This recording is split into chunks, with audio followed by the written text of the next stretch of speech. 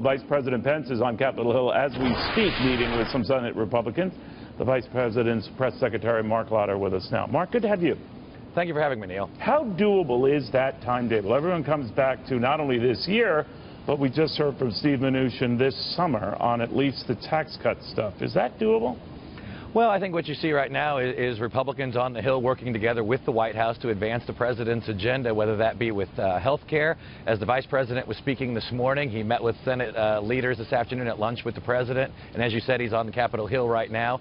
But also when it comes to tax reform, a solid fiscal budget plan that's going to come out later this year for approval. So all of these things that the Republicans are moving the president's agenda forward, and that's where our focus is right now at the White House. You know, Marc, I was noticing the president meeting with these Republican senators, some of whom are by definition, Senator McCoskey, for example, Alaska, more of the moderate variety, who want tax cuts paid for. In other words, money that does not have us go deeper into deficit, deeper into debt to pay for them.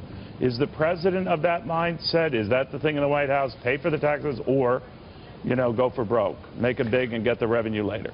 Well, I think what you've seen the president say and what you've heard coming from OMB Director Mulvaney is that we understand that tax cuts are going to get this economy moving. We cannot have an America with 1.9% growth as the norm. That is not the norm. That's the Obama norm.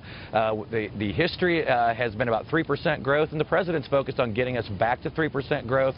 And when we do that, we unleash the power of the economy and put Americans back to work. You're going to see revenues increase, and that's really where the focus of the president and the White House is to make sure that we get this economy moving again. So you would need to do that with tax cuts that are substantial, which would mean tax cuts that up front at least would not be paid for.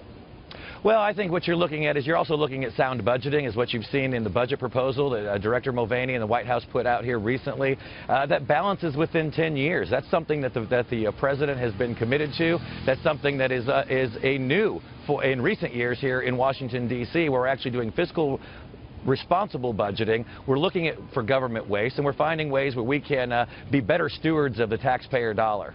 All right. Now, you would not be the first administration to try to weed out waste and abuse and all that thing. Republicans, Democrats have vowed to do it. They've all failed. So what makes you think you're going to succeed?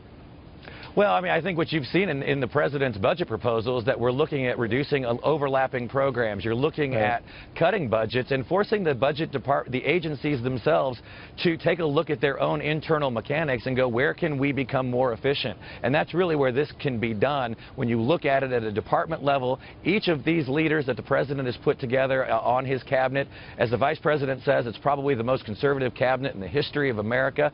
When you look at these business leaders, these accomplished leaders, they're going to look to root out waste and really do more with less. And state and local governments have been doing it for years. Americans at home have been doing it for years. It's time for the federal government to do the same. And there's nothing wrong with that goal. It's a worthy goal, Democrat or Republican. But Marc, let me step back a little bit and talk about the mechanics of this. One idea that had been sort of bounced around was combining the tax cuts with the health care reform effort.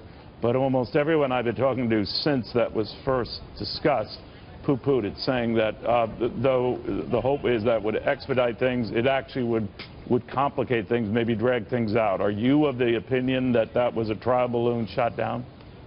Well, no, what I think you see here is obviously President Trump has said from the campaign trail and from the first moments he's had in office that repealing and replacing Obamacare is one of our top priorities. In fact, it's a rescue mission right now. As we just saw again yesterday with a new report, 2 million fewer people are now on the Obamacare exchanges, and the most common factors that were cited were high costs and lack of affordability. So we've got to do something to rescue the American people from the failure that is Obamacare, but at the same time, that's a very large budget expenditure. So once we can get a handle on those kinds of outlays and what that's going to look like moving forward, it gives the budget people a better idea of what's going to be required as they move the budget package through later this summer.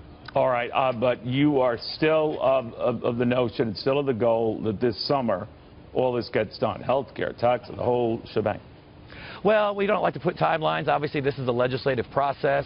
Right now, the health care bill is in the Senate. Obviously, tax reform will start, in the House, where those bills always originate. All of those kinds of things are going to be working together. But what I can tell you is that what you're seeing right now from Republicans on Capitol Hill, here at the White House, is that we can do many things on behalf of the American people at the same time. As we all know, the president is not patient. He wants it done. He wants it done for the American people. And so simple things like the repeal of the Dodd-Frank last week on the House. Next week, the House is going to take up workforce development and career and technical education legislation. We can do all of these things at once, and that's what the president expects from his administration. Republicans are responding on the Hill, and at the end of the day, we're going to get this economy moving again. Do you worry real quickly about just the obsession with all things Russia, with today the Attorney General testifying to the Senate Intelligence Committee right after Comey, talk of more other hearings to come, that this is robbing you of vital oxygen to address this stuff?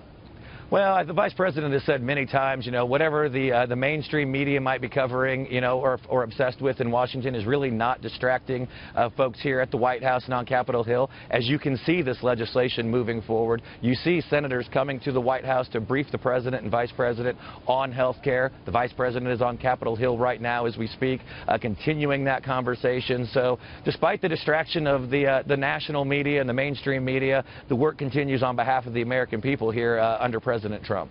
For you, who's the worst of the media? Like when you watch and you have to follow all the media, who makes you just vomit? Well, it's my job to be able to interact, and I have a lot of respect for the media. Sometimes I don't necessarily agree with everything that they've said, but I wouldn't want to call out anybody specifically. Right. Obviously, ultimately, I just want to make sure that we're all doing what we can for the American people, and eventually they're seeing the results, and that's what you can see in consumer confidence, the stock market, unemployment. The American people can see the progress that's going on and the growth in America, whether some others see it or not. I was just hoping to get you at a weak moment there, Marc. Marc Lotter, the Press Secretary of the Vice President of the United States. Very good seeing you. Thank you. Thank you, Neil.